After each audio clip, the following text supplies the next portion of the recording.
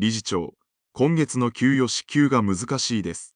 2024년 11월 어느 추운 밤 오사카의 한 사립학교 이사장실에서 절망적인 회의가 열리고 있었습니다. 세이와 학원, 관서지방의 명문으로 불렸던 이 학교가 파산 직전까지 내몰린 것입니다. 재정이사의 다음 말은 더 충격적이었죠.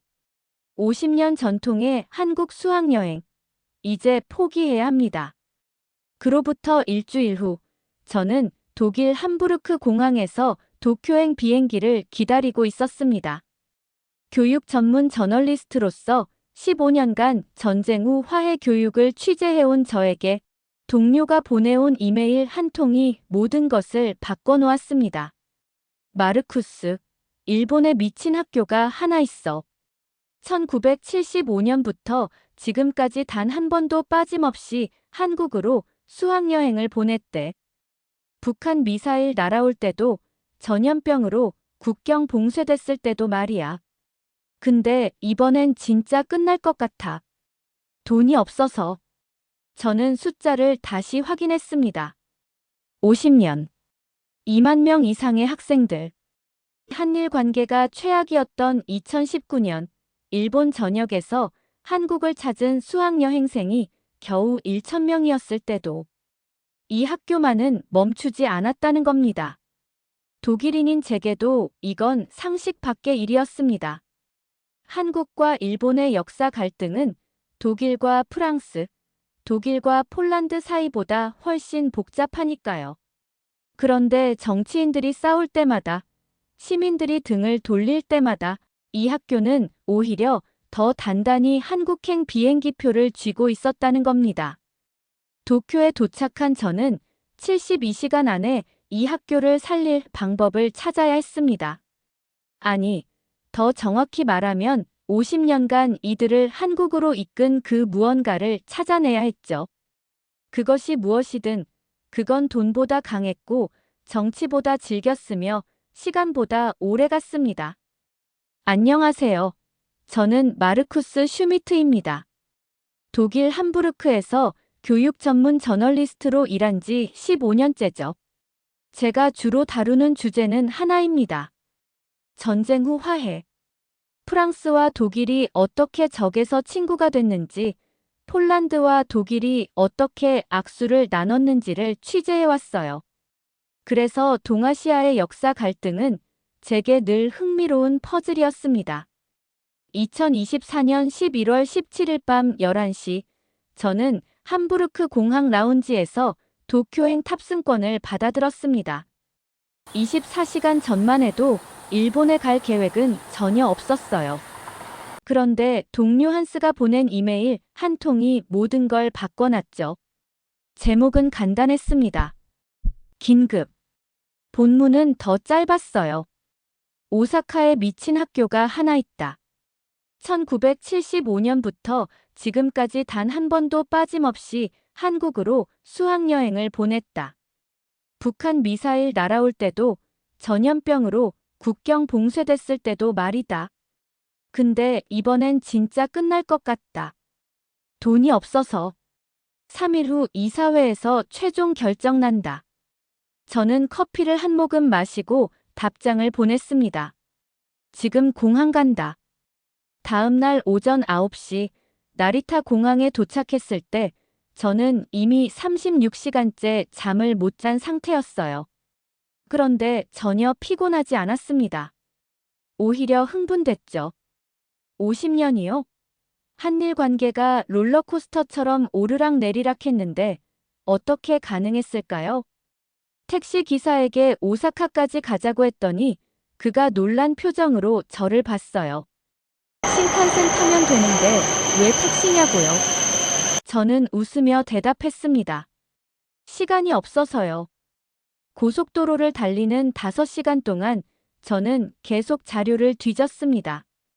2019년 일본에서 한국으로 간 수학여행생이 고작 1,000명 남짓이었다는 통계, 1996년 정점을 찍은 뒤 추락한 그래프, 독도 문제와 위안부 갈등이 터질 때마다 급감하는 교류 숫자들. 그런데 그 모든 위기 속에서 한 학교가 50년을 버텼다니요. 말이 안 됐습니다. 오후 2시 30분, 택시는 세이와 학원 정문 앞에 멈춰 섰습니다.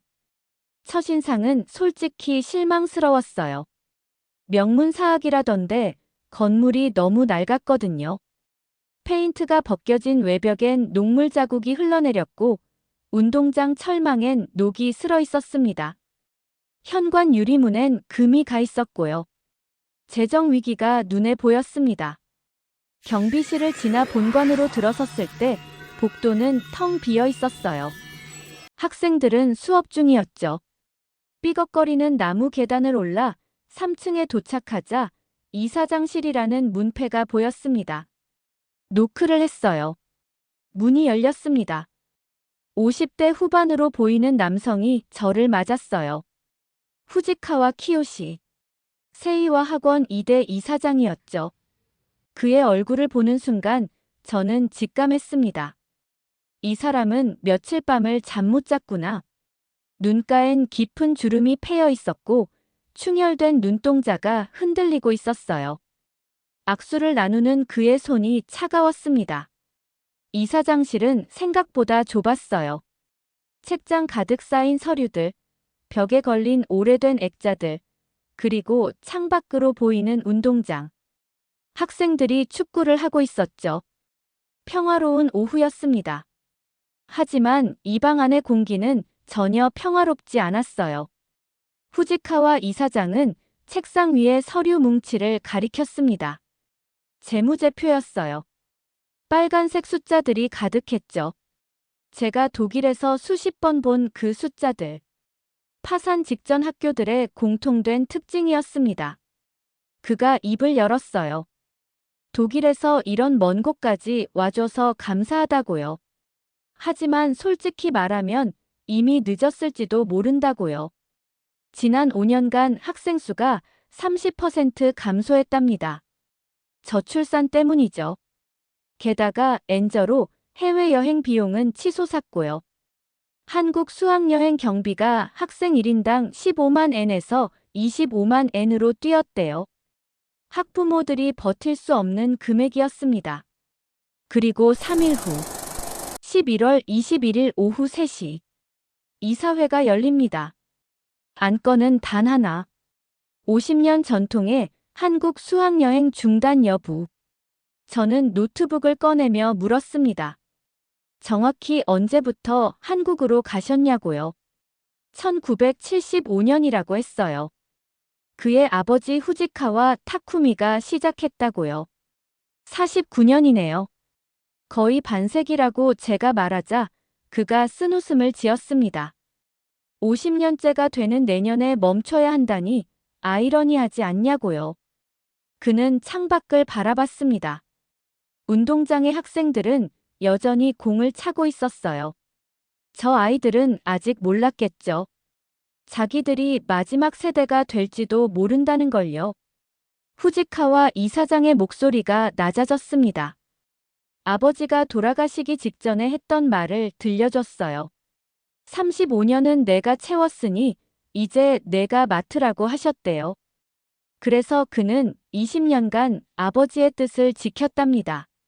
사스가 왔을 때도, 북한 미사일이 날아올 때도, 2019년 한일 관계가 최악으로 치달았을 때도요. 그런데 이번엔 어쩔 수 없다고 했어요. 돈이 없다고요. 교사들 급여도 2달째 밀려 있고 건물 수리비도 없답니다. 지난달엔 체육관 천장에서 빗물이 샜대요. 수학여행은 이제 사치가 됐다고 했습니다. 저는 조심스럽게 물었어요.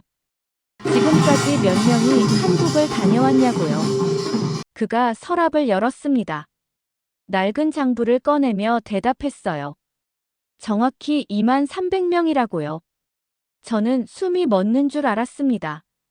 2만 명이요? 네. 매년 기록했답니다. 1975년 첫 여행 때 120명부터 시작해서요. 전성기였던 1990년대엔 한 해 800명씩 갔었대요. 그러다가 2000년대 들어 조금씩 줄었고 2017년 북한 위기 이후론 희망자만 가는 형태로 바뀌었답니다. 작년엔 63명이었다고요. 그 장부는 손으로 직접 쓴 것이었어요. 학생 이름, 날짜, 방문 장소, 심지어 날씨까지 기록돼 있었죠. 50년치가 빼곡했습니다. 이게 다 아버지가 직접 쓴 거라고 했어요. 2009년 돌아가실 때까지요. 저는 장부를 한 장씩 넘겼습니다. 1996년, 1997년, 1998년. 빠진 해가 단 하나도 없었어요. 2003년 사스 유행 때도 있었고, 2017년 북한 긴장 때도 있었습니다. 심지어 2020년과 2021년. 코로나19로 국경이 봉쇄됐던 그 시기에만 공백이 있었어요. 그리고 2022년부터 다시 기록이 시작됐습니다. 놀라웠습니다. 저는 물었어요. 왜 이렇게까지 한국을 고집하셨냐고요. 후지카와 이사장은 한참을 침묵했습니다. 그리고 천천히 말했어요. 아버지는 전쟁 세대였다고요. 일본이 한국에 무슨 짓을 했는지 똑똑히 봤다고요. 평생 그 죄책감을 안고 사셨답니다. 그래서 결심했대요. 자기 학생들만은 역사를 바로 알고 이웃나라와 진정한 평화를 만들어야 한다고요. 그 순간 문이 벌컥 열렸습니다. 여직원이 급히 들어오며 팩스 용지를 내밀었어요. 방금 왔다고요. 종이를 본 후지카와 이사장의 얼굴이 굳었습니다. 저도 볼 수 있었어요. 제1본애국단 체연합회. 협박문이었습니다. 반일 교육을 중단하라. 한국 수학여행은 일본 청소년을 세뇌하는 행위다. 즉각 중단하지 않으면 학교 앞에서 시위를 벌이겠다. 후지카와 이사장이 한숨을 쉬었어요. 이런 건 처음이 아니라고요.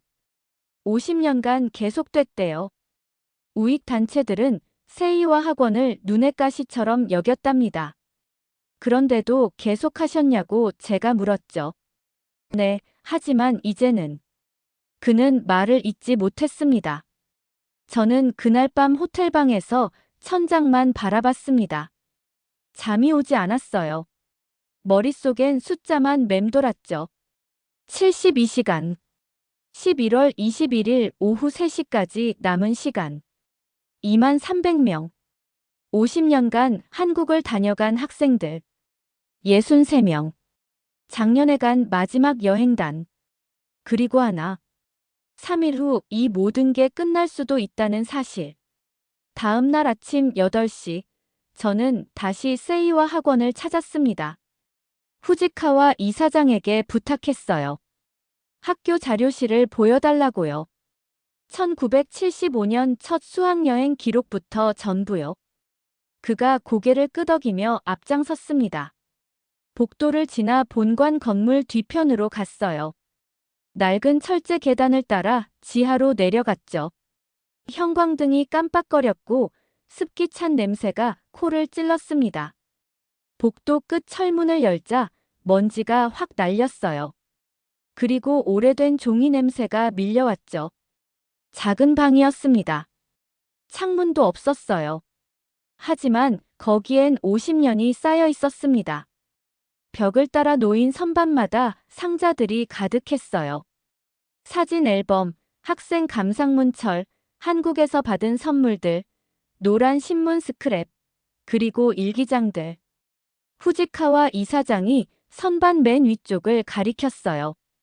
저기 1975년부터 10년 단위로 정리돼 있답니다. 저는 사다리를 타고 올라가 1975라고 적힌 상자를 꺼냈습니다. 무거웠어요. 먼지를 털어내고 뚜껑을 열었죠. 맨 위에 흑백 사진 앨범이 있었습니다. 첫 장을 펼쳤을 때 저는 숨을 멈췄습니다. 부산항이었어요. 배에서 내리는 일본 학생들 뒤로 한국 경찰들이 줄지어 서 있었죠. 그리고 그 앞엔 작은 태극기를 든 한국 사람들이 보였습니다. 환영하는 얼굴들이었어요. 사진을 뒤집었습니다. 뒷면에 펜으로 쓴 글씨가 있었어요. 1975년 4월 15일. 우리를 환영해준 한국 사람들을 평생 잊지 못할 것이다. 타쿠미. 저는 그 순간 알았습니다. 이건 단순한 수학여행이 아니었어요. 관광도 교육도 아니었습니다. 이건 50년간 이어진 하나의 약속이었습니다. 그리고 지금 그 약속은 72시간 안에 지켜져야 했습니다. 아니면 영원히 사라질 약속이었죠. 자료실 바닥에 앉아 저는 1975년 앨범을 한 장씩 넘겼습니다. 두 번째 사진은 배 안이었어요. 일본 학생들이 교복을 입고 갑판에 서 있었죠. 120명. 모두 긴장한 표정이었습니다. 당연했어요. 1975년 한국은 일본인들에게 환영받는 곳이 아니었으니까요. 세 번째 사진에서 저는 멈췄습니다. 부산항 세관 앞에 한국 경찰들이 도열해 있었어요. 최소 20명은 됐습니다. 학생들을 에워싸듯 서 있었죠. 보호하는 건지 감시하는 건지 모호한 배치였습니다. 후지카와 이사장이 제 옆에 쪼그려 앉으며 말했어요. 아버지한테 들은 얘기라고요. 당시 한국 정부가 일본 학생 방문을 달가워하지 않았대요. 반일 감정이 너무 강했거든요. 하지만 타쿠미 이사장이 1년 넘게 설득했답니다. 한국 대사관을 수십 번 찾아갔고 탄원서를 냈대요. 결국 허가는 났지만 조건이 붙었답니다. 경찰 호위 필수. 학생들 단체 행동. 자유시간 없음. 다음 페이지는 경주였습니다. 불국사 앞 광장에 학생들이 모여 있었어요. 그런데 놀라운 광경이 펼쳐져 있었죠. 한국 사람들이 학생들을 둘러싸고 있었습니다. 손에는 작은 태극기와 일장기를 함께 들고요. 환영 피켓도 보였어요.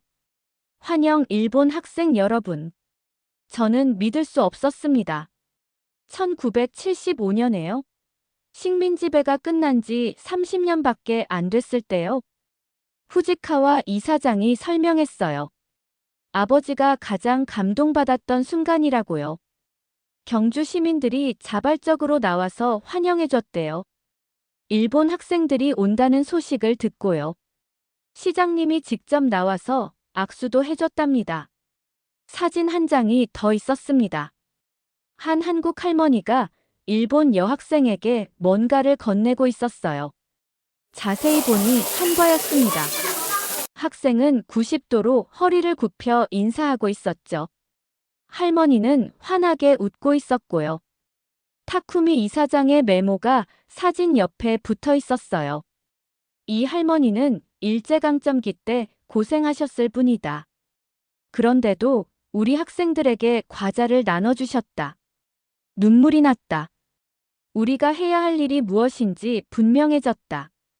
저는 계속 앨범을 넘겼습니다. 창덕궁 사진이 나왔어요. 한복을 입은 여성이 학생들 앞에 서 있었죠.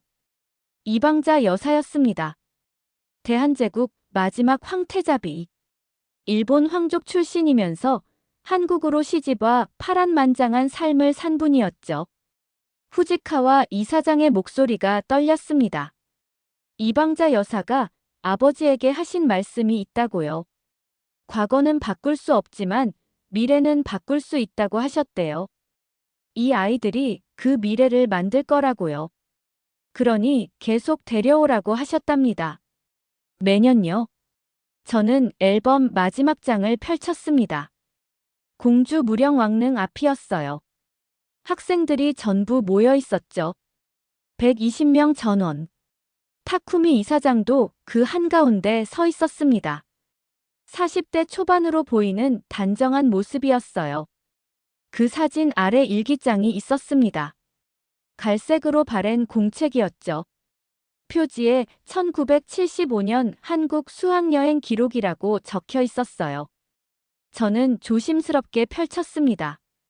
4월 15일. 부산항 도착. 학생들 모두 긴장한 모습. 나도 떨렸다. 한국이 우리를 받아줄까 두려웠다. 4월 16일. 경주. 예상 밖의 환대. 눈물이 났다. 우리가 한 짓을 생각하면 돌을 맞아도 할 말이 없는데. 4월 17일. 서울. 이방자 여사를 뵀다. 미래를 바꾸라는 말씀이 가슴에 박혔다. 나는 결심했다. 35년간 매년 학생들을 데려오겠다. 35년. 일본이 한국을 지배한 기간이다. 그 시간만큼은 속죄하겠다. 저는 숨을 멈췄습니다. 35년. 그게 타쿠미 이사장이 정한 기간이었군요. 후지카와 이사장이 고개를 끄덕였어요. 아버지는 그 약속을 지켰다고요. 1975년부터 2009년까지 정확히 35년간 단 한 번도 빠짐없이 학생들을 데려왔답니다. 사스가 왔을 때도, 한일 관계가 악화됐을 때도요. 그리고 2009년 마지막 여행.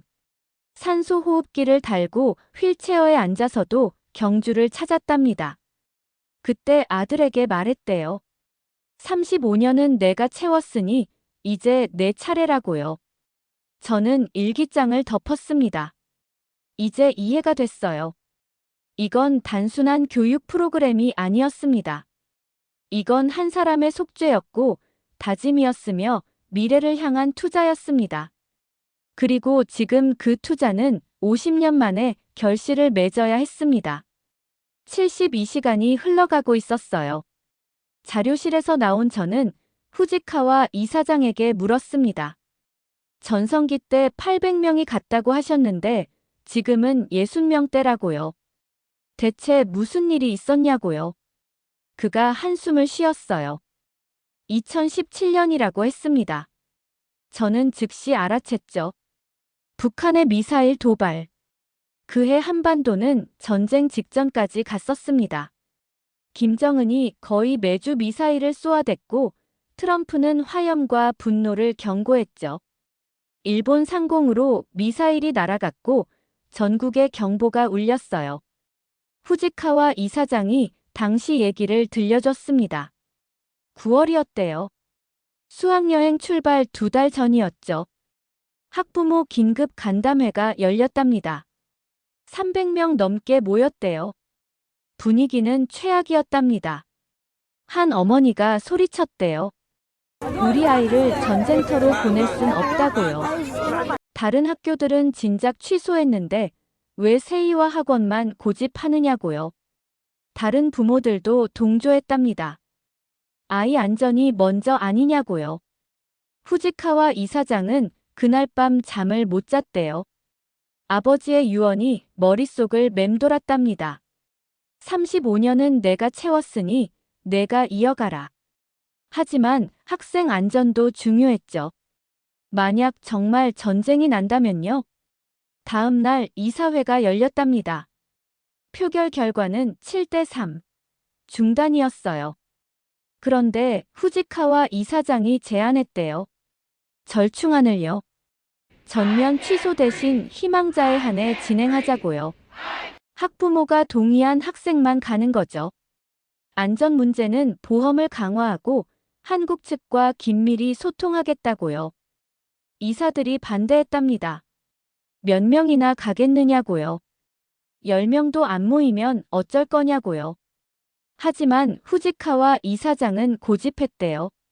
한 명이라도 가겠다면 데려가겠다고요.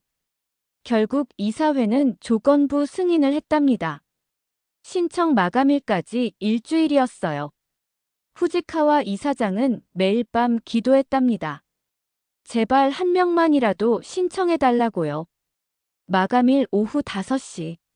접수된 신청서는 58장이었습니다. 58명. 800명 시절에 비하면 터무니없이 적은 숫자였죠. 하지만 후지카와 이사장은 울었대요. 북한 미사일이 날아다니는데도 58명이 손을 들어줬다고요. 그해 11월 세이와 학원 58명은 김해 공항에 도착했답니다. 한국 자매학교 학생들이 마중 나와 있었대요.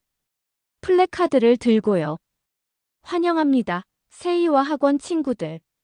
양국 학생들이 포옹했답니다. 일본 학생 중 한 명이 울음을 터뜨렸대요. 전쟁 날까봐 무서웠는데 이렇게 환영해줘서 고맙다고요. 그 순간 후지카와 이사장은 확신했답니다. 이 여행은 절대 멈춰선 안 된다고요. 저는 물었어요. 2017년 이후론 어땠냐고요. 후지카와 이사장이 자료를 보여줬습니다.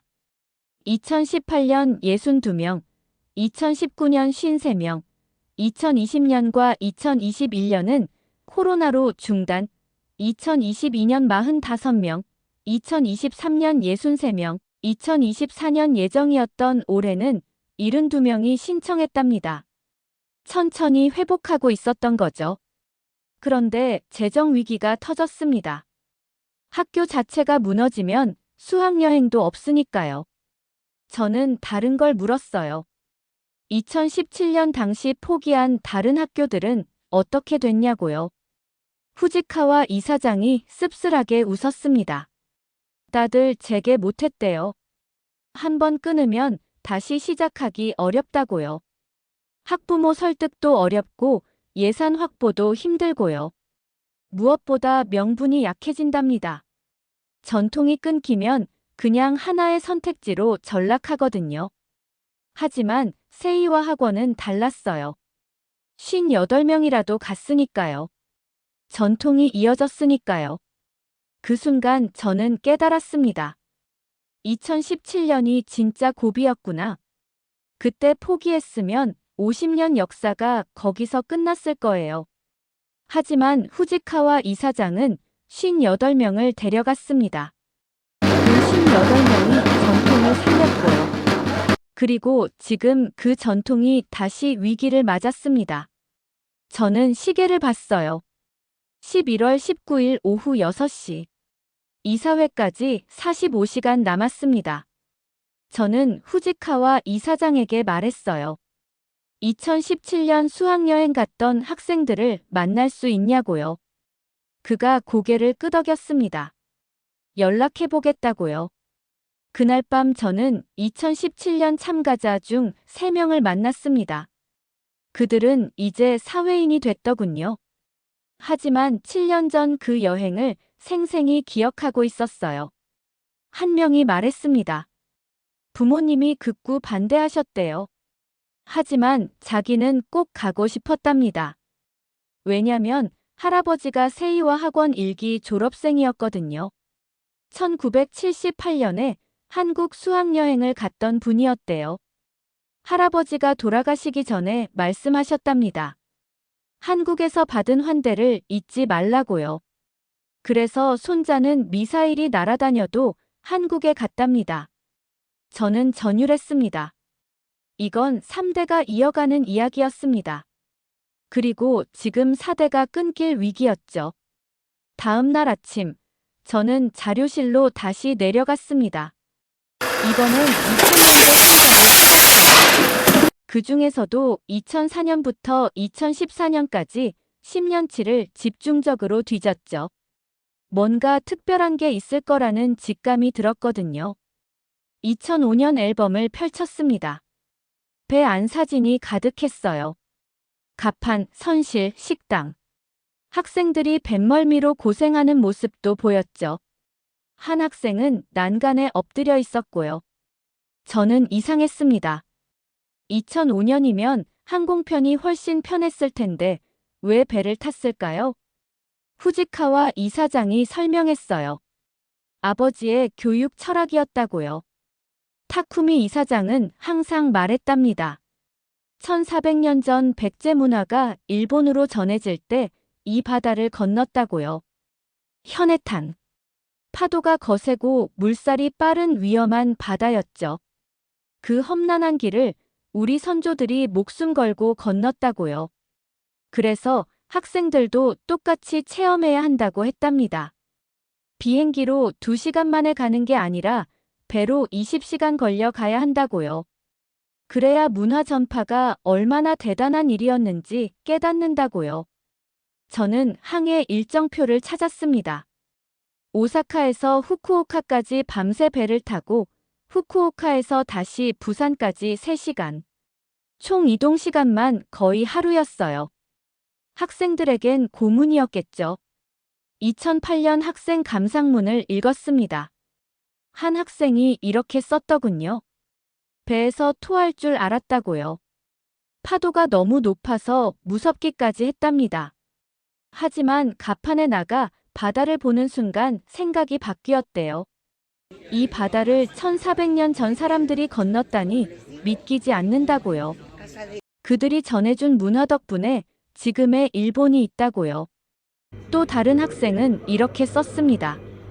배멀미가 심해서 후회했는데 부산항에 도착하는 순간 눈물이 났다고요. 한국이 이렇게 가까우면서도 먼 나라구나 싶었답니다. 후지카와 이사장이 덧붙였어요.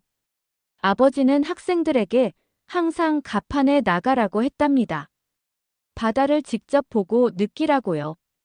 역사책으로 배우는 게 아니라 몸으로 체험하라고요. 그런데 2014년 앨범에서 분위기가 바뀌었습니다. 비행기 안 사진이었어요. 학생들이 창밖을 보고 있었죠. 저는 후지카와 이사장을 봤습니다. 그가 고개를 숙였어요. 2014년 4월이었다고 했습니다. 세월호 참사가 일어난 직후였죠. 학부모들이 난리였답니다. 한국 바다가 위험하다고요. 배는 절대 안 된다고요. 언론도 들끓었대요. 세이와 학원이 학생들을 위험에 빠뜨린다고 비난했답니다. 타쿠미 이사장은 이미 병상에 계셨어요. 폐렴이 악화돼 거동도 힘든 상태였죠. 하지만 아들을 불렀답니다. 배를 포기해도 된다고 하셨대요. 학생 안전이 최우선이니까요. 대신 한 가지만 지켜달라고 부탁하셨답니다. 부산 경주 공주 부여로 이어지는 경로만큼은 바꾸지 말라고요. 그게 백제 문화가 일본으로 간 루트니까요. 후지카와 이사장은 눈물을 닦았습니다. 그해 11월 수학여행은 비행기로 갔답니다. 10년 만에 처음이었죠. 하지만 부산에 도착한 학생들은 항구에 먼저 갔답니다. 그리고 바다를 향해 묵념했대요. 세월호 희생자들을 위해서였습니다. 사진이 있었어요. 학생들이 부산항 난간에 서서 고개를 숙이고 있었죠. 손에는 노란 리본을 들고요. 한 학생이 쓴 편지가 사진 옆에 붙어 있었습니다. 우리는 살기 위해 배 대신 비행기를 탔습니다. 하지만 당신들은 살기 위해 탔던 배에서 돌아오지 못했습니다. 미안합니다. 그리고 잊지 않겠습니다. 저는 목이 메었습니다. 후지카와 이사장이 말했어요. 그날 이후 학생들이 달라졌다고요. 한국을 단순히 역사 공부하러 오는 게 아니라 친구를 만나러 온다는 걸 깨달았답니다. 같은 시대를 사는 이웃으로요. 저는 2014년 이후 앨범들을 쭉 넘겼습니다. 비행기 사진이 계속됐어요. 하지만 부산 도착 후엔 항상 첫 일정이 같았습니다. 항구 방문. 바다를 향한 묵념. 10년간 고집했던 배 여행은 끝났지만 그 의미는 더 깊어졌습니다. 학생들은 이제 단순히 파도를 체험하는 게 아니라 생명의 소중함을 배웠어요. 한국과 일본이 공유하는 슬픔을 이해했죠. 저는 자료를 덮으며 생각했습니다. 이 학교는 위기 때마다 더 강해졌구나. 2014년 배를 포기했지만 더 의미 있는 여행이 됐어요. 2017년 58명으로 줄었지만 전통은 살아남았죠. 그리고 지금 2024년 가장 큰 위기가 왔습니다. 하지만 이번엔 돈 문제였어요. 정신이나 의지로 해결할 수 없는 현실이었죠. 저는 시계를 봤습니다. 11월 20일 오전 10시. 이사회까지 29시간 남았습니다. 11월 20일 오전, 저는 서울행 KTX에 몸을 실었습니다. 후지카와 이사장이 알려준 주소를 손에 쥐고요. 서울 중구 신당동. 세이와 학원과 50년간 자매결연을 맺어온 한국공업고등학교가 있는 곳이었습니다. 부산에서 서울까지 2시간 반. 창밖으론 한국의 풍경이 스쳐 지나갔어요. 저는 계속 생각했습니다. 한국 쪽 이야기도 들어야 한다고요. 일본만의 시각으로는 부족하니까요. 오후 1시, 학교 정문 앞에 도착했습니다. 오래된 건물이었어요. 세이와 학원만큼이나 세월의 흔적이 역력했죠. 하지만 운동장엔 학생들이 가득했고 활기가 넘쳤습니다. 교무실에서 김 선생님을 만났습니다. 60대 후반으로 보이는 분이었죠. 이 학교에서 35년간 근무했고 세이와 학원 교류를 20년 넘게 담당해왔다고 했어요. 김 선생님은 저를 학교 자료실로 안내했습니다. 한쪽 벽면 전체가 세이와 학원 관련 자료였어요. 사진, 편지, 선물, 방명록. 50년치가 빼곡했죠. 1979년 4월이라고 적힌 앨범을 꺼내 보여줬습니다. 첫 만남이었대요. 세이와 학원 학생 150명이 이 학교를 방문했답니다. 양교 학생들이 운동장에 마주서서 선물을 교환하는 사진이었어요. 일본 학생들은 일본 전통 인형을 줬고 한국 학생들은 한복 인형을 줬답니다. 김 선생님이 말했어요. 당시만 해도 어색했다고요. 한국 학생들 중엔 할아버지가 독립운동 하신 분도 있었으니까요. 하지만 일본 학생들이 먼저 인사했답니다. 90도로 허리를 숙이며 한국어로 감사하다고 했대요. 그 순간 분위기가 바뀌었답니다. 다음 앨범은 1985년이었습니다. 한국 학생들이 일본을 방문한 사진이었어요. 오사카 세이와 학원 앞에서 찍은 단체 사진이었죠. 양국 학생들이 어깨동무를 하고 있었습니다. 김 선생님이 설명했어요. 1979년 첫 만남 이후 6년 만에 답방이 이루어졌다고요. 한국 측 학부모들이 처음엔 반대했답니다. 일본에 보내는 게 불편했던 거죠. 하지만 세이와 학원이 계속 한국을 찾아오니까 마음이 열렸답니다. 저는 계속 앨범을 넘겼습니다. 1997년 IMF 외환위기 때 사진이 나왔어요. 한국이 경제적으로 최악이던 시기였죠. 하지만 세이와 학원은 그 해에도 왔답니다.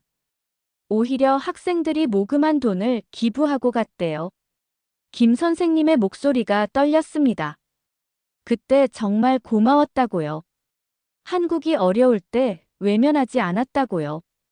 2003년 사스, 2009년 신종플루 때도 사진이 있었습니다. 매번 왔더군요. 그리고 2019년 앨범. 한일 관계가 최악이던 해였어요. 일본 불매운동이 한국에서 거세게 일어났죠. 유니클로 앞에 시위대가 모였고 일본 여행을 취소하는 사람들이 속출했습니다. 하지만 사진 속엔 양국 학생들이 함께 웃고 있었어요. 김 선생님이 말했어요. 그 해가 가장 힘들었다고요. 학교 측에도 항해 전화가 많이 왔답니다. 왜 일본 학생들을 환영하느냐고요. 친일 학교냐고요. 하지만 교장 선생님이 결정했답니다. 정치와 교육은 다르다고요. 50년 우정을 1년 갈등으로 끊을 순 없다고요. 그래서 세이와 학원 학생들이 왔을 때 더 따뜻하게 맞았답니다. 일부러요. 한국 학생들에게 말했대요. 우리가 더 잘해줘야 한다고요. 그래야 일본 친구들이 한국을 좋아하게 된다고요. 저는 숨이 막혔습니다. 김 선생님이 방명록을 꺼냈어요. 50권이 넘었습니다. 아무 페이지나 펼쳐보라고 했죠. 저는 2010년 걸 골랐습니다. 일본 학생이 서툰 한국어로 이렇게 썼더군요. 한국 친구들 너무 친절해요. 저는 한국이 좋아졌어요. 나중에 또 올게요. 그 밑에 한국 학생이 일본어로 답을 썼습니다. 우리도 일본 가고 싶어요. 친구 돼줘서 고마워요. 김 선생님이 놀라운 얘기를 했습니다. 2015년에 온 일본 학생 한 명이 있었대요. 그 학생의 아버지가 1990년에 이 학교를 방문했던 졸업생이었답니다. 아버지가 아들에게 말했대요. 서울에 가면 꼭 그 학교를 방문하라고요. 아빠 인생을 바꾼 곳이라고요. 그래서 아들이 왔고 한국 친구를 사귀었답니다. 지금도 SNS로 연락한대요. 저는 전율했습니다. 이 세대가 이어지고 있었어요. 김 선생님이 마지막으로 보여준 건 편지 뭉치였습니다. 코로나19 때 주고받은 편지들이었어요. 2020년과 2021년 만날 수 없었던 2년 동안 학생들이 쓴 편지였죠. 일본 학생이 썼습니다. 빨리 코로나 끝나서 한국 가고 싶어요. 친구들 보고 싶어요. 한국 학생이 답했습니다. 우리도 기다리고 있어요. 꼭 다시 만나요. 2022년 재개됐을 때 사진엔 양국 학생들이 울고 있었습니다. 2년 만에 재회였죠. 김 선생님이 말했어요. 50년간 봐왔다고요. 이 교류는 정치보다 강하다고요. 왜냐면 사람과 사람이 만나니까요. 저는 물었습니다. 세이와 학원이 재정 위기라는 걸 아시냐고요. 김 선생님의 얼굴이 굳었습니다. 알고 있다고 했어요. 그래서 이미 움직이고 있답니다. 졸업생 네트워크를 통해서요. 저는 희망을 봤습니다. 시계는 오후 4시를 가리키고 있었어요. 이사회까지 23시간 남았습니다. 서울에서 오사카로 돌아온 저는 후지카와 이사장에게 한 가지를 더 부탁했습니다. 아버지의 마지막 여행에 대해 들려달라고요. 2009년 그 이야기를요. 후지카와 이사장은 잠시 망설이다가 고개를 끄덕였습니다. 따라오라고 했어요. 우리는 그의 집으로 갔습니다. 학교에서 10분 거리였죠. 2층 서재로 올라가자 벽면 가득 사진들이 걸려 있었어요. 대부분 한국에서 찍은 것들이었습니다. 그중 한 장 앞에서 후지카와 이사장이 멈췄습니다.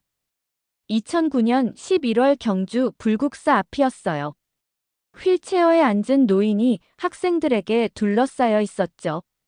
노인의 코엔 산소 튜브가 연결돼 있었고 옆엔 산소통이 보였습니다. 타쿠미 이사장이었습니다. 후지카와 이사장이 입을 열었어요. 그해 9월 아버지가 쓰러졌답니다. 폐렴이었죠. 병원에서 3주를 보냈고 의사는 말했대요. 이제 집에서 요양하셔야 한다고요. 해외여행은 절대 불가능하다고요. 하지만 10월이 되자 아버지가 고집했답니다.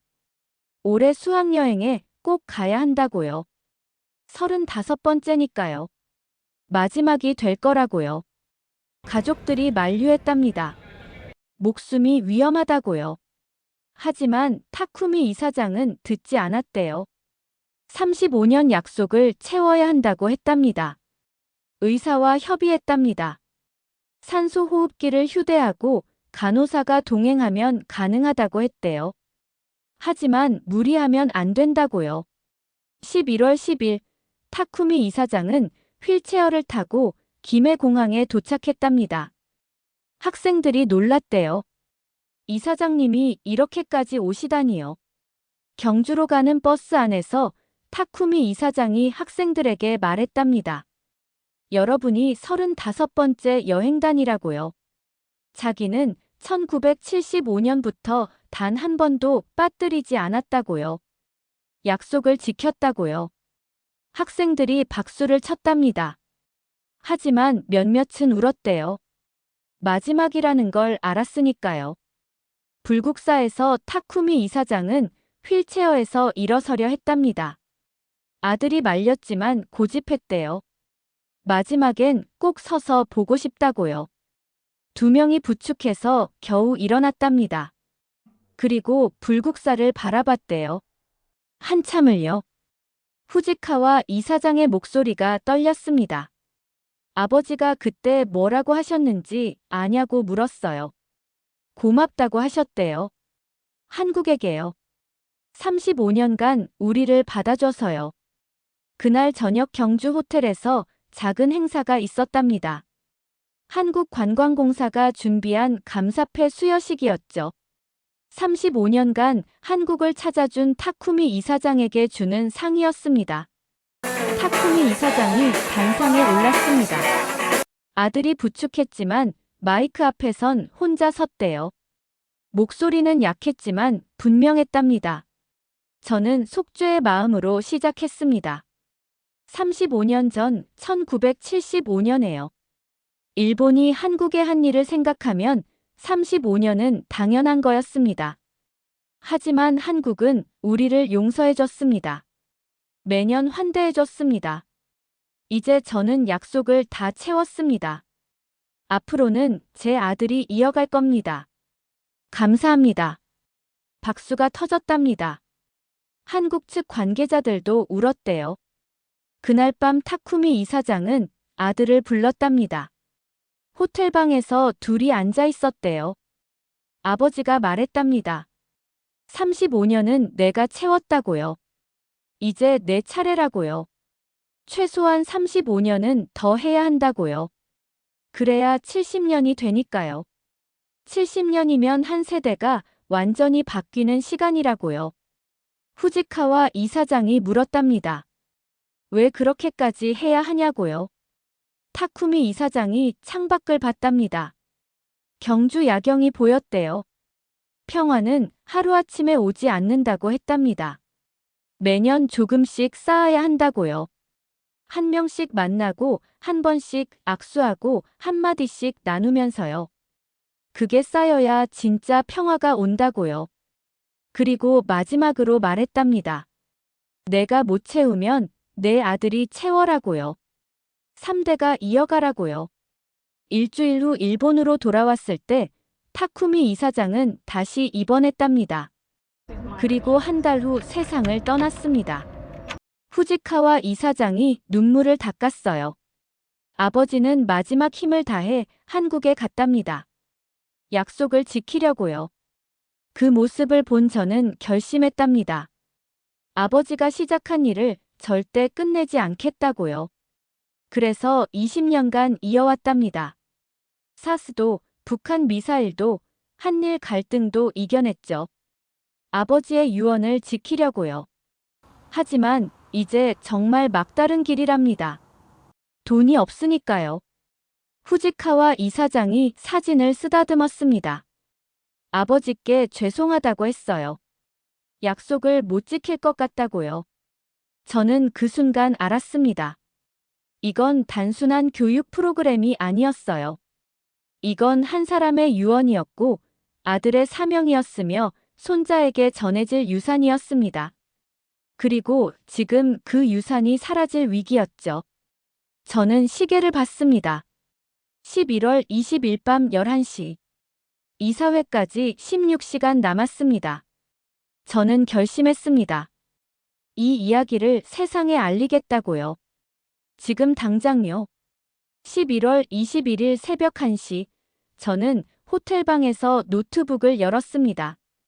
제 손가락이 키보드 위에서 멈추지 않았어요. 지난 72시간 동안 본 모든 것을 기사로 쏟아냈습니다. 1975년 첫 여행, 경찰 호위, 이방자 여사, 현해탄을 건넌 10년, 세월호 추모, 2017년 58명, 타쿠미 이사장의 마지막 약속, 그리고 50년 전통이 16시간 후 끝날 위기. 제목은 간단하게 정했습니다. 50년간 단 한 번도 멈추지 않은 약속이 오늘 끝납니다. 새벽 3시, 기사를 발송했어요. 독일 본사와 유럽 주요 언론사들에게요. 그리고 SNS에도 올렸습니다. 영어, 독일어, 그리고 구글 번역기로 일본어와 한국어까지요. 저는 침대에 누웠습니다. 잠이 올 리 없었죠. 새벽 5시 휴대폰이 울리기 시작했습니다. 첫 번째 메시지는 베를린의 동료였어요. 기사 봤다고요. 충격적이라고요. 독일 공영방송에서 연락 오면 인터뷰 해주겠냐고요. 두 번째는 BBC였습니다. 세이와 학원 이사장 연락처를 달라고 했어요. 세 번째, 네 번째, 다섯 번째. 메시지가 쏟아졌습니다. 오전 7시 SNS 조회수를 확인했어요. 5만을 넘었습니다. 댓글은 3,000개였죠. 일본어 댓글들이 눈에 띄었습니다. 저도 세이와 학원 졸업생입니다. 1998년에 한국 갔었어요. 학교가 위기라는 걸 몰랐습니다. 어떻게 도울 수 있나요?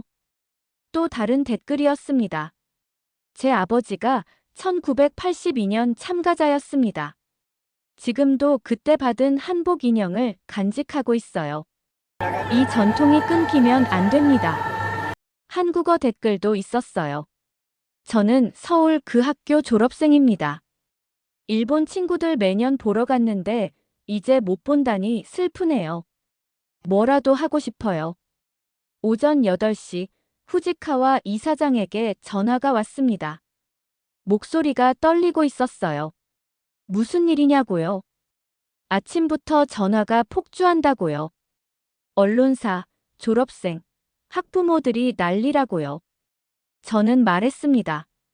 제가 기사를 냈다고요. 이 이야기를 세상이 알아야 한다고요. 오전 9시 놀라운 일이 벌어졌습니다. 일본의 한 졸업생이 온라인 모금 페이지를 만들었어요. 목표액은 5억 엔. 세이와 학원 재정 적자를 메우는 금액이었죠. 링크가 SNS로 퍼졌습니다. 30분 만에 1천만 엔이 모였어요. 1시간 만에 5천만 엔이었죠. 후지카와 이사장이 다시 전화했습니다. 울고 있었어요. 믿을 수 없다고요. 졸업생들이 돈을 보내고 있다고요. 심지어 한국에서도 송금이 들어온다고요. 서울 자매학교 졸업생들이 움직인 거였습니다. 오전 10시 저는 학교로 달려갔습니다. 교문 앞에 언론사 차량이 줄지어 서 있었어요. 일본 방송국들이었죠. NHK, 후지TV, TBS. 카메라가 교문을 비추고 있었습니다. 이사장실은 아수라장이었어요. 전화가 쉴 새 없이 울렸고 직원들은 메모하느라 정신없었죠. 후지카와 이사장이 저를 봤습니다. 눈이 충혈돼 있었지만 미소를 띠고 있었어요. 지금 3억 엔이 모였다고 했습니다. 5시간 만에요. 오전 11시 SNS 조회수는 50만을 돌파했습니다. 일본 전역에서 반응이 쏟아졌어요. 세이와 학원과 전혀 관계없는 사람들도 기부했습니다. 교육의 힘을 믿는다는 이유로요. 한국에서도 기사가 번역돼 퍼졌습니다. 포털 사이트 실시간 검색어 1위에 올랐어요. 한국 네티즌들이 댓글을 달았습니다. 50년간 온 학교라니 대단하네요. 한일 관계가 나빠도 이런 교류는 지켜야죠. 일본 우익이 뭐라든 이 학교는 진짜 평화를 실천한 거네요. 응원합니다. 정오, 후지카와 이사장이 발표했습니다. 모금액이 4억 엔을 넘었다고요. 목표까지 1억 엔 남았다고요. 그리고 더 놀라운 소식이 있었습니다. 일본 우익단체가 보낸 협박문에 대한 반박 성명이 나왔대요. 2만 명 졸업생 연합명의로요. 성명은 이랬습니다. 우리는 세이와 학원에서 진정한 평화 교육을 받았습니다. 한국을 적으로 배운 게 아니라 친구로 만났습니다. 이것이 반일이라면 우리 2만 명 모두 반일입니다. 하지만 우리는 압니다. 이것이 진짜 애국이라는 걸요. 오후 1시 모금이 완료됐습니다. 최종 금액은 6억 2천만 엔. 목표를 1억 이상 초과 달성했어요. 7시간 만이었습니다. 후지카와 이사장이 교문 앞에 섰습니다. 카메라들이 그를 향했죠. 그는 떨리는 목소리로 말했습니다. 감사합니다. 아버지의 약속을 지킬 수 있게 됐습니다. 5첫 번째 봄도 우리는 한국에 갑니다. 오후 2시 이사회가 열렸습니다. 안건은 바뀌었어요. 중단이 아니라 확대였죠. 재정이 안정됐으니 다시 전교생 수학여행을 추진하자는 내용이었습니다. 만장일치로 통과됐습니다. 저는 학교 옥상에 올라가 오사카 시내를 바라봤습니다. 72시간 전 이곳에 왔을 때 저는 끝을 취재하러 온 줄 알았어요. 하지만 지금 보고 있는 건 새로운 시작이었습니다. 2만 명이 움직였습니다. 국경을 넘어서요. 그들은 학교를 살린 게 아니었어요. 50년간 쌓아온 평화를 지킨 거였습니다. 2025년 4월 10일, 저는 다시 김해공항에 서 있었습니다. 5개월 만이었어요.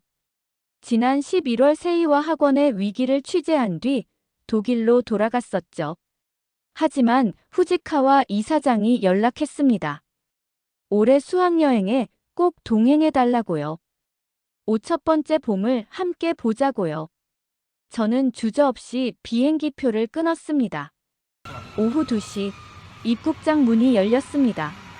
세이와 학원 학생들이 쏟아져 나왔어요. 교복을 입은 학생들이 150명이었습니다. 작년 72명의 2배가 넘는 숫자였죠. 모금으로 재정이 안정되자 더 많은 학생이 신청했던 겁니다. 그리고 놀라운 광경이 펼쳐졌습니다. 입국장 밖에 한국 학생들이 기다리고 있었어요. 서울 자매학교 학생 100명이었습니다. 손에는 환영 피켓을 들고요. 50년 만에 처음 있는 일이었습니다. 한국 학생들이 직접 공항까지 마중 나온 거였죠. 양국 학생들이 마주쳤습니다. 박수가 터져 나왔어요. 일본 학생들이 90도로 인사했고 한국 학생들이 손을 흔들었죠. 누군가 먼저 포옹을 시작했고 순식간에 150명이 뒤엉켰습니다. 저는 카메라를 들었습니다. 이 순간을 놓칠 수 없었거든요. 후지카와 이사장이 제 옆에 섰어요. 그의 눈엔 눈물이 고여 있었습니다. 아버지가 보면 좋아하셨을 거라고 말했어요. 그의 옆엔 40대 남성이 서 있었습니다. 후지카와 세이치로. 3대 이사장이자 나라칼리지 교장이었죠. 그의 손엔 6살쯤 돼 보이는 딸아이가 매달려 있었어요. 세이치로가 말했습니다. 딸에게도 보여주고 싶었다고요. 할아버지와 아버지가 지킨 전통을요. 나중에 이 아이도 이어갈 거라고요. 사대가 시작되고 있었습니다. 다음 날 아침, 우리는 경주로 향했습니다. 버스 세대가 고속도로를 달렸어요. 창밖으론 봄 풍경이 펼쳐졌죠. 벚꽃이 만개에 있었습니다. 일본 학생 한 명이 마이크를 잡았습니다. 작년에 기사 봤다고 했어요. 학교가 위기라는 걸 그때 처음 알았답니다. 무서웠대요. 자기는 못 갈 줄 알았다고요. 하지만 전 세계 사람들이 도와줬다고 했죠. 그래서 지금 이 버스에 타고 있다고요. 목소리가 떨렸습니다. 감사하다고 했어요. 그리고 약속하겠다고요. 나중에 어른이 되면 자기도 이 전통을 지키겠다고요. 박수가 쏟아졌습니다. 경주에 도착했을 때 특별한 행사가 준비돼 있었습니다. 불국사 광장에 큰 천막이 쳐져 있었어요. 50년 역사 사진전이었습니다. 1975년부터 2024년까지 매년 한 장씩 50장의 사진이 전시돼 있었죠. 학생들이 하나씩 둘러봤습니다. 1975년 경찰 호위 받던 사진, 1985년 첫 답방 사진, 1997년 IMF 때 기부 사진, 2009년 타쿠미 이사장 마지막 방문 사진, 2014년 세월호 추모 사진, 2017년 58명 사진, 2022년 코로나 이후 재회 사진. 마지막 벽면엔 빈 액자가 걸려 있었습니다. 안내판에 이렇게 적혀 있었어요. 2025년 5첫 번째 봄. 당신들의 사진이 여기 걸립니다. 학생들이 환호했습니다. 오후엔 더 놀라운 일이 있었습니다. 졸업생 상봉회였어요. 지난 50년간 수학여행에 참가했던 한일, 양국 졸업생 300명이 경주에 모였습니다. 가장 나이 많은 분은 1976년 참가자로 60대 중반이었고, 가장 젊은 이는 2023년 참가자로 21살이었죠. 한 일본 할아버지가 단상에 올랐습니다. 1978년에 왔었다고 했어요. 그때 만난 한국 친구와 47년째 연락하고 있답니다. 오늘 그 친구도 여기 왔다고 했죠. 무대 아래를 가리켰어요. 한국 할아버지가 손을 흔들었습니다. 두 사람이 포옹했어요. 객석에서 눈물을 닦는 사람들이 보였습니다. 한국 여성이 단상에 올랐습니다. 1990년에 세이와 학원 학생들을 만났다고 했어요. 그때 자기는 서울 자매학교 학생이었답니다. 일본 친구가 준 편지를 35년간 간직했대요. 그 편지 때문에 일본어를 배웠고 지금은 한일 교류 NGO에서 일한답니다. 그녀가 말했습니다. 세이와 학원이 심은 씨앗이 이렇게 자랐다고요. 저는 메모를 멈췄습니다. 더 이상 기록할 필요가 없었어요. 이 장면 자체가 기록이었으니까요. 해질 무렵 학생들이 다시 불국사 앞에 모였습니다. 단체 사진을 찍기 위해서였어요. 한일 학생 250명이 계단에 늘어섰죠. 사진사가 소리쳤습니다. 하나, 둘, 셋. 찰칵. 5첫 번째 사진이 찍혔습니다. 그날 밤 저는 호텔방에서 마지막 기사를 썼습니다. 제목은 이랬습니다. 교육이 정치를 이긴 50년의 기록. 본문엔 이렇게 적었어요. 2024년 11월, 일본의 한 학교가 무너질 뻔했습니다. 하지만 2만 명이 손을 잡았습니다. 국경을 넘어서요. 그들은 학교를 살린 게 아니었습니다. 50년간 쌓아온 평화를 지킨 겁니다. 세이와 학원의 이야기는 증명합니다. 정치인들이 싸울 때 시민들은 손을 잡을 수 있다는 걸요. 역사가 우리를 갈라놓아도 교육이 우리를 이어줄 수 있다는 걸요. 5첫 번째 봄이 왔습니다. 그리고 52번째, 53번째 봄도 올 겁니다. 타쿠미 이사장이 심은 씨앗은 이제 거대한 나무가 됐으니까요. 기사를 발송하고 창밖을 봤습니다. 경주의 밤하늘엔 별이 가득했어요. 저는 생각했습니다. 독일과 프랑스가 70년 걸려 이룬 화해를 한국과 일본도 이룰 수 있을까요? 세이와 학원은 그 답을 보여줬습니다. 한 번에 한 명씩, 한 해에 한 번씩 50년을 쌓으면 가능하다고요. 저는 노트북을 덮었습니다. 취재는 끝났습니다. 하지만 이야기는 계속될 겁니다. 52번째 봄이 올 때까지요. 그리고 그 이후로도 영원히요. 끝까지 시청해주셔서 감사합니다. 영상이 좋았다면 구독과 좋아요, 그리고 알림 설정도 잊지 마세요.